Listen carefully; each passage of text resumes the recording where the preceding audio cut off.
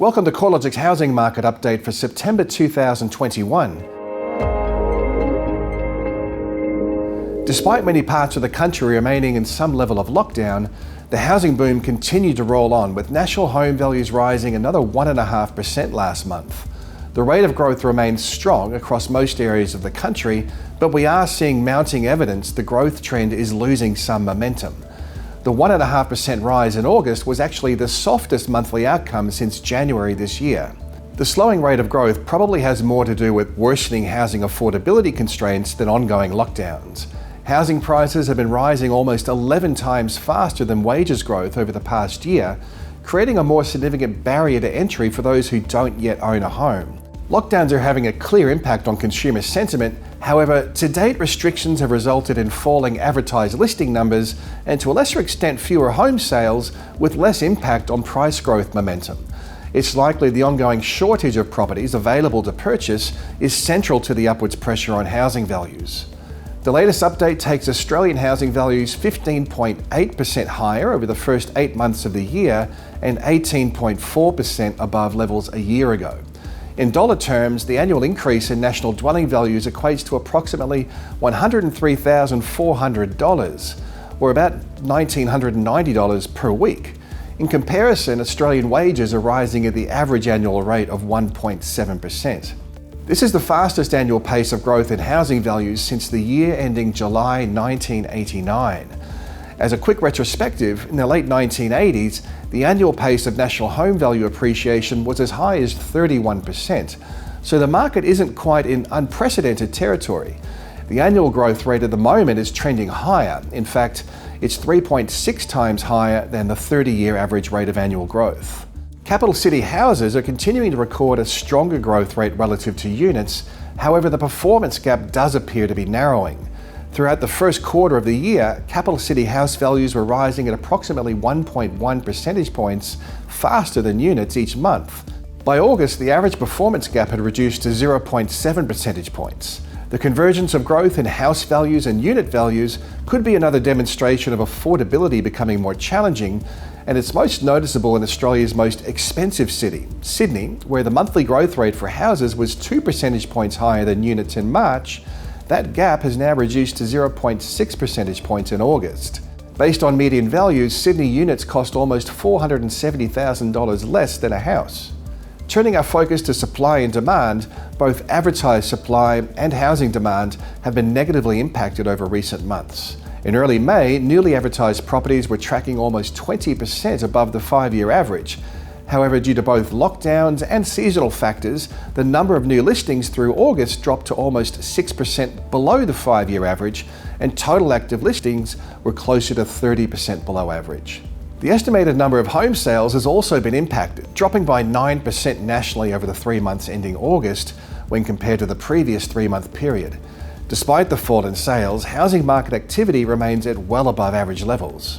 Although there has recently been a trend towards fewer buyers, the past 3 months has seen the number of home sales remain 30% above the 5-year average, at a time when active listings are 29% below average. Clearly, there is still a disconnect between advertised supply and housing demand, even in the cities where lockdown restrictions are active, which is keeping upwards pressure on housing prices despite the challenges faced by both buyers and sellers located in cities with mobility and social distancing restrictions. Strong selling conditions can also be seen in auction clearance rates and private treaty measures. Auction clearance rates have trended lower, especially in Melbourne, where a large proportion of auctions have been withdrawn from the market.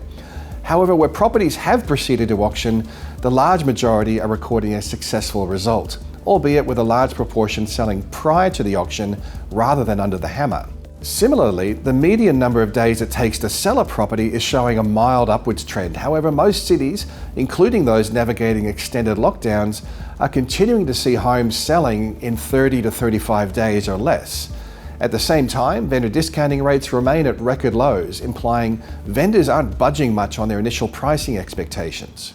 Melbourne home values have continued to push higher despite the ongoing lockdown and restrictions preventing physical home inspections or on-site auctions. House values rose by 1.4% in August to be 15.6% higher over the year, while the unit sector has seen a milder rate of growth, with values up 0.5% over the month to be 7.3% higher over the year.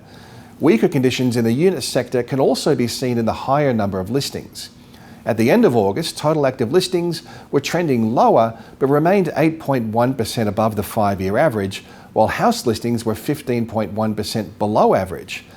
Higher listing numbers across the unit sector reflect less demand for higher density housing options, along with a lower than normal level of investment activity and a recent history of newly built supply additions. Higher stock levels imply more choice and less urgency for buyers and less upwards pressure on housing prices. Australia's housing market appears to be navigating the uncertainties associated with the Delta outbreaks much the same as we've seen through previous lockdowns. Supported by low advertised stock levels relative to buyer demand, housing values are continuing to rise, albeit at a slower pace than earlier this year. Inventory levels have fallen sharply across the cities where lockdowns persist, but more broadly, advertised stock levels remain low across the country as demand continues to outweigh supply, resulting in a rapid rate of absorption of new listings. The volume of home sales has trended lower, mostly due to restrictions in Sydney and Melbourne, where the number of sales is estimated to have fallen by 19% and 34% respectively when compared with the prior 3-month period.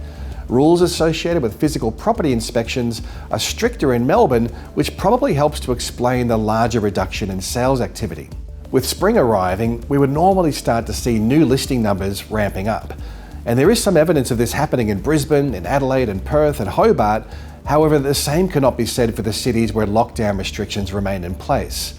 The trend in new listings remains weak in Sydney, Melbourne and Canberra. Housing market activity bounced back quite quickly following previous spot lockdowns and after Melbourne's extended lockdown late last year, and we are expecting a similar turn of events once restrictions are eventually lifted. There is likely to be an element of pent-up supply that's unleashed when restrictions ease, which should see inventory levels rise. Arguably, there's greater uncertainty about whether demand will rise at the same level following lockdowns. Affordability constraints are likely to progressively dampen housing market activity, and further down the track, there's also the potential for credit tightening to have a negative impact on demand. A lift in advertised supply, in the absence of more buyers, could be another factor that weighs on price growth later this year. The trend through spring will be highly dependent on what happens with COVID and associated restrictions. Any signs of an easing in restrictions should see a rise in advertised stock levels as the delayed spring listing season gets underway. However, a worsening or broadening of the outbreak into other states will of course have some downside impacts. As always, we'll be monitoring the intra-month trends via the research pages at CoreLogic.com.au.